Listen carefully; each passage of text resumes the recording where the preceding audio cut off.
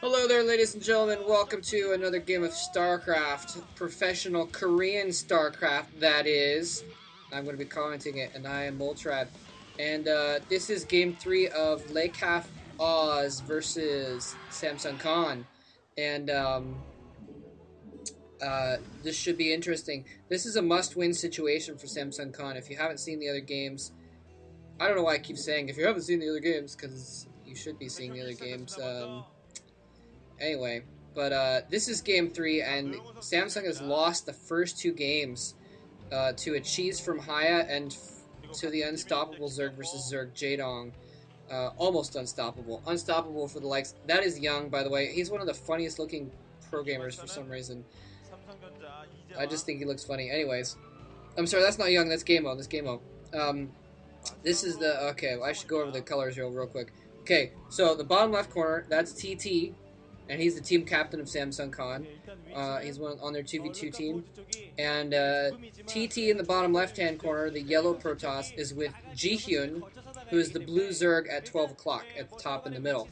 And the Lecaf team is... Excuse me.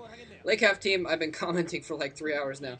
The Lecaf team is the teal Zerg on the left, and that's GGaeMo.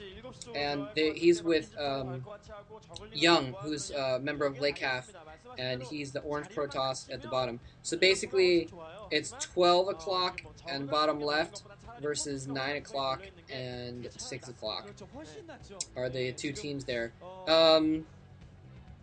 Yeah.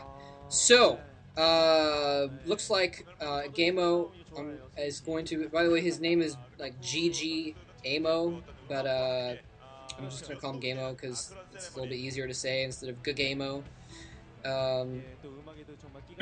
Yeah, anyway, GGaeMo going for a quick pool, and I'm sorry, of course he's going for a quick pool. Going for a quick pool, and it looks like that was weird. He had one drone on gas. Maybe he was trying to go for speedlings, and he missed one gas, and so he needed a little bit more gas to get enough for the speedling upgrade. Hyun on the other hand, JiHyun. Okay, no, he does have 3 drones mining gas now. So, and he just pulled one off. That's really weird. Okay, I spoke too soon. Anyways, JiHyun, the blue Zerg, he is keeping his drones on the gas. It looks like, so he's probably going to go for a Spire build, which is this is Hunters, by the way, which is always a risk on this map. Basically, you're risking the short term. You're going to be more vulnerable in the short term because you're not mining as much minerals, but in the long term you're going to be better off because if you can get those Mutalisks out, you're going to have a strong advantage, a strong advantage over the other players. It's really interesting that the 2 Protoss players on each team are both on the bottom there, so they share the same choke point basically to get out into the rest of the map. So that could be interesting. And GGaeMo dancing his Overlord around above GGaeMo's base. That's the Roxor. That is hilarious. Oh man, that's great. So it looks like JiHyun's putting down a colony in his gas line. A nice protected position to put down a sunken colony, so if any Zerglings come in there, he can pull his drones off the line to disrupt the Zerglings and protect his drones and what have you. It's a good idea, and he hasn't morphed it into a sunken yet, which is also very smart. Did he steal his gas? It's hard to tell with the stupid colors, but anyway, it looks like Young's gas may have been stolen. Lecaf Protoss's gas may have been stolen. So now he's morphed it into a sunken. He saw these forces incoming, was able to morph into a sunken. So he's actually going to gather up his Zerglings here, and that's a good idea. Use the Zerglings instead of the drones to basically give the sunken colony extra hit points there. And in the meantime, he's also snuck a couple Zerglings into GGaeMo's base. I don't think GGaeMo realizes it, at least not at first. Zerglings going in there. Finally, the Zerglings get taken out, but in the meantime, JiHyun's base is way under attack, but he has most of his Zerglings in the area, plus those 2 sunken colonies. In the meantime, TT attacking Young to keep him occupied as well. So it didn't look like that attack really worked, but he kept him occupied long enough. So apparently, JiHyun is not dancing that Overlord. It's just stuck or whatever, doing that. So I thought he was actually bothering to click it around, but it's just doing that on its own. The dancing Overlord. So now we see TT coming in for another attack here, trying to keep the pressure up on Young. And once both forces were distracted attacking his teammate, so he's able to go in here and attack Young. And now the reinforcements from GGaeMo coming in to protect Young, but then reinforcements from JiHyun coming in to press the attack. They're attacking the Zealots. If they went in there, he should send in a couple Zerglies to disrupt the probes, I think. But it looks like they're just going to try and finish off those forces, and then they'll be able to do whatever they want to those probes. But in the meantime, all the Zealots have been killed off for Young. TT is attacking the pylons. If they take out those 2 pylons, that will be game, ladies and gentlemen. That will probably, well, in a 2v2, actually, never mind. That might not be completely game, but that would be a huge advantage. But it looks like they are going to get driven off before those pylons get killed.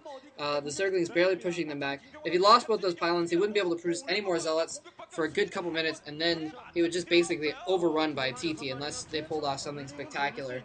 But they weren't going to pull off something that spectacular. Now it's time for a counterattack, it looks like. It looks like GGaeMo sending some Zerglings in after TT. They weren't able to break JiHyun, but the thing is, JiHyun's going to be coming out with Mutalisks any second now. Well, any minute now, rather. And that's going to turn the tide heavily, because I don't think Young has any thing for air.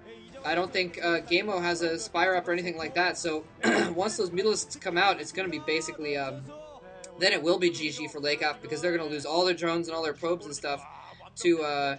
actually, you know what? It looks like JiHyun is getting a spore colony in the back of his base, so maybe he sees something that I didn't. Maybe he saw that GGaeMo did have a Spire going up that I didn't even see. And now they're both going in here.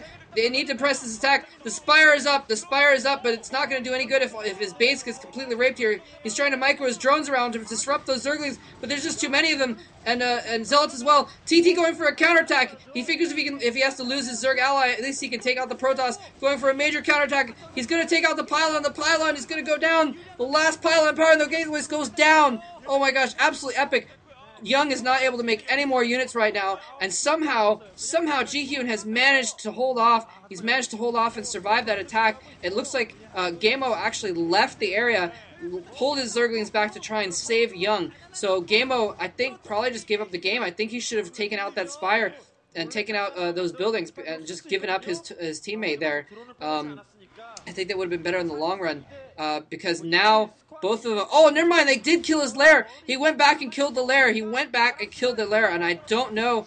I don't think that JiHyun he probably has enough money lying around for another hatchery. Oh, because they killed off the Nexus, so it was no good going back to save Young. So they went back and... Oh, wow. JiHyun eliminated. He still had a Mutalisk left. Wow, all of that time, all of that energy, all of that micro to save his base,